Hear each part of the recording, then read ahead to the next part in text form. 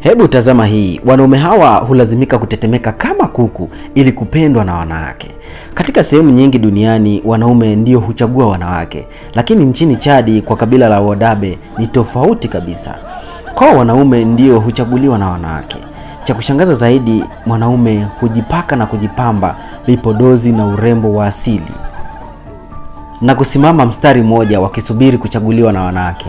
Wakisimama basi hulazimika kutetemeka mwili mzima, wakionyesha macho na meno. Hii sio maigizo, ni utamaduni halisi wa Chadi.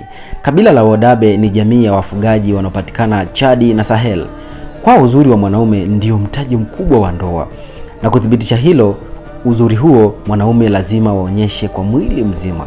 Kila mwaka hufanyika sherehe inayoitwa Garewol kama chagulaga kwa Wasukuma.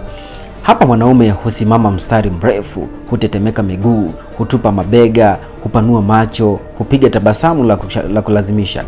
Mwendo wao unafanana na kuku anayejionyesha. Si mzaha, ni mtihani wa mvuto.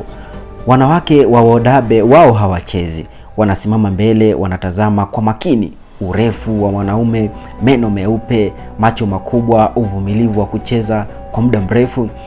Mwanaume akichaguliwa anapata heshima na nafasi ya ndoa. Huu ni utamaduni unabadilisha kabisa dhana nyingi za jamii za Afrika. Hapa mwanaume hulazimika kujipamba na kujionesha, mwanamke anaamua.